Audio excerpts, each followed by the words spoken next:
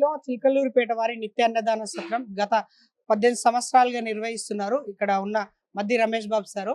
ఒకసారి సార్ తోటి మాట్లాడి ఇంతగానం అన్నదానం చేయడానికి అసలు ఇన్స్పిరేషన్ ఎవరు? బాబా ఎక్కడ చూసినా మాకైతే ఇక్కడ మొత్తం బాబానే కనిపిస్తుంది. బాబా నడిచిన షిరిడీలో బాబా ఏ విధంగా ఉంటుండే ఏంటని చెప్పేసి బాబా అనుసరిస్తూ దాదాపు 18 సంవత్సరాలు ఎక్కడైతే అన్నదానం చేయడం జరుగుతుంది.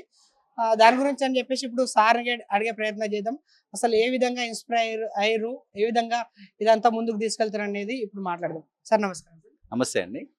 మేము 18 సంవత్సరాల క్రితం మా కమిటీ మెంబర్స్ కొంతమంది మా మావయ్య గారు దీన్ని స్థాపించారు. చేబ్రోలు నారాయణరావు గారు ఈ అన్నదాన సత్రాన్ని స్థాపించి కొంతమంది కమిటీగా ఏర్పాటు చేసి 18 ఏళ్ల క్రితం ఈ అన్నదాన సత్రం స్టార్ట్ చేశారు. పెద్దవారు లాక్‌డౌన్ తర్వాత వాళ్ళు రిటైర్డ్ అవ్వడం తర్వాత నేను పూర్తి బాధ్యతలు తీసుకున్నాను దీన్ని. ఇప్పుడు ప్రస్తుతానికి ఉదయం ఒక 2000 మంది, సాయంత్రం వేళ ఒక 2000 మంది తెలుగు వాళ్ళకి పిలిచి భోజనాలు పెడుతూ మన చిలకలూరిపేట సత్రంలో ఏ మతము, కులం అనే అబ్జెక్షన్ లేకుండా ఎవరైనా అందరికీ తెలుగు వారందరికీ పిలిచి భోజనాలు పెడుతూ ఉదయం, సాయంత్రం ప్రస్తుతానికి ఒక 4000 మందికి మనం భోజనాలు ఏర్పాటు చేస్తూ వస్తున్నాము. ఎంతమంది ఉంటారు? ఇక్కడ వర్కర్స్ ఎంతమంది ఉంటారు? వర్కర్స్ వచ్చేసి మన దగ్గర టోటల్‌గా ప్రస్తుతానికి 27 మంది పనిచేస్తున్నారండి.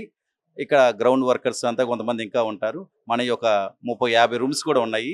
ఎవరు తెలుగువారు వచ్చినా కూడా చిన్న చిన్న కుటుంబాలకి, పెద్దవాళ్ళకి అందరికీ అనువట్టుగా రూమ్స్ ఒక ₹600 నుంచి రూమ్స్ స్టార్ట్ అవుతాయి. ఒక రూమ్‌లో నలుగురు దాకా ఉండొచ్చు. అలా మన రూమ్ అకామిడేషన్ కూడా భక్తులకు ఇబ్బంది లేకుండా ఏర్పాటు చేస్తూ ఉంటాము.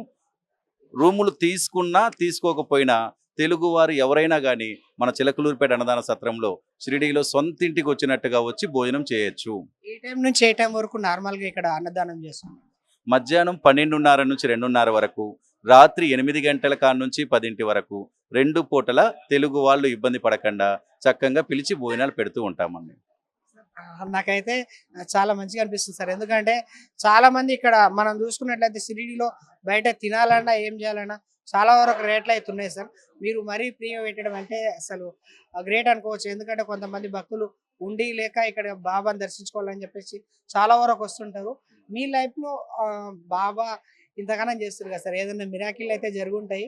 అదే మన ఆంధ్ర ప్రభుత్వం వాస్తవంగా లాక్‌డౌన్ ముందు వరకు మేము ఉదయం, సాయంత్రం మీద ఒక 1000 మంది భోజనం మాత్రమే పెట్టేవాళ్ళమండి. లాక్‌డౌన్ తర్వాత ఇంత చెప్పే నేను కూడా నైట్ భోజనం ఆపేద్దాం అనుకున్నాను సార్. ఎందుకంటే పరిస్థితులు అనుకూలించలా. ఖర్చులు టూ మచ్ అయిపోయి నేను ఏం చేయాలన్న టైంలో నాకు కొండంత అండగా నంద్యాల వాస్తవ్యులు సత్యనారాయణ గారు, బాలవీరయ్య గారు, రామిరెడ్డి గారు, వాళ్ళ కుటుంబ సభ్యులు వీళ్ళందరూ కలిసి కొన్ని విలేజెస్ నుంచి సపోర్ట్ తీసుకొని చిన్న కొప్పర్ల, పెద్ద కొప్పర్ల గ్రామస్తులు అందరి చేత సంవత్సరానికి ఒక లారీ బియ్యం మనకి అన్నదానం సపోర్ట్ చేశారు. ఆ గ్రామస్తులందరూ కలిసి వాళ్ళని ఇన్స్పిరేషన్గా ఇప్పుడు కొత్తగా ఊటుకూరు వాస్తవ్యులు అమరావతి దగ్గర వాళ్ళు ఒక 26 క్వింటాల బియ్యం పంపిస్తున్నారు. కొన్నూరు దగ్గర కట్టెంపుడు అనే చిన్న విలేజ్లో ఒక లక్ష్మి గారు అని ఒక లేడీ ఆ గ్రామం మొత్తం తిరిగి ఒక 25 క్వింటాల బియ్యం పంపిస్తున్నారు. అలా కొంతమంది రైతుల సపోర్ట్ మనకి ఈ రోజున మన అన్నదాన సత్రం సపోర్ట్ పెరుగుతున్నది. భక్తులు కూడా వాళ్ళకి వీలైనంత వరకు సపోర్ట్ చేస్తున్నారు. భక్తులు ఇచ్చినా లేకపోయినా మనకంటూ వచ్చిన వ్యాపార సంస్థలు ప్రతి రూపాయిని మన అన్నదానం కోసమే జాగ్రత్త చేస్తూ ఈ రోజున తెలుగువారి పిలిచి భోజనం పెట్టే స్థాయికి వచ్చామండి. ప్రస్తుతానికి సీజన్ అని లేకుండా ఒక 3000 మంది తక్కువ మన దగ్గర భోజనం చేస్తున్నారు ఉదయం, సాయంత్రం మీద. ఎవరైనా చక్కగా వచ్చి సొంత ఇంటికి వచ్చినట్టుగా మన దగ్గర భోజనం చేయొచ్చు.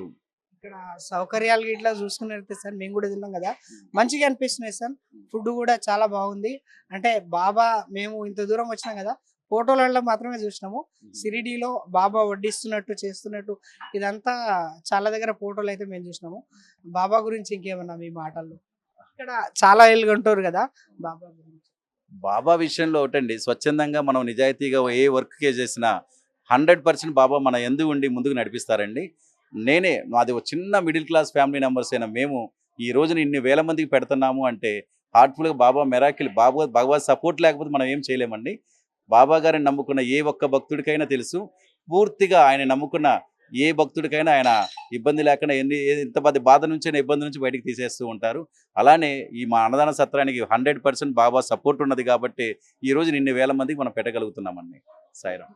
ఇంకోటి ఏంటంటే సార్, ఇంతమంది వస్తుంటారు కదా, ఎప్పుడైనా బాబా వచ్చినట్టు ఇక్కడ భోజనం చేసినట్టు ఈ విధంగా మీరు ఎప్పుడైనా ఫీల్ అయ్యారా సార్? అంటే బాబా విషయంలో మనం పారాయణాల్లో వివరంగా ఉంటుందండి. బాబా ఏ రూపంలో వస్తారనేది మాత్రం తెలవదండి. మంచి ఆకలి మీద వచ్చిన ప్రతి ఒక్కళ్ళ భక్తుల్లో మేము బాబానే చూస్తాము. ఇబ్బందిగా ఉన్న ఏ భక్తుడినైనా కూడా సొంత ఇంట్లో మనిషిలాగా పిలిచి మన ట్రీట్మెంట్ పిలిచే విధంగా పోతుంటదండి. బాబా ఏ రూపంలో వచ్చారో కూడా మనకు తెలవదు గానీ 100% వచ్చారనే మేము ఫీల్ అవుతుంటాం. ఎందుకంటే చాలామంది మంచి ఆకలి మీద వచ్చిన భక్తుల్లో బాబానే మేము చూస్తాము. వాళ్ళకి కుదిరినంత వరకు సర్వీస్ ఇచ్చి భోజనం పెట్టే విధంలో ప్రతి భక్తులు మా బాబా రూపంలోనే వచ్చి భోంచేస్తారనుకుంటాం సార్ సాయిరాం.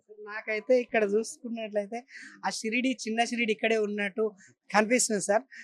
ఇక్కడైనా బాబా ఉండి దగ్గర వాళ్ళందరికీ వడ్డిస్తున్నట్టు ఇదంతా వస్తే అదే వాతావరణం అయితే మోస్ట్లీ కనిపిస్తుంది సార్.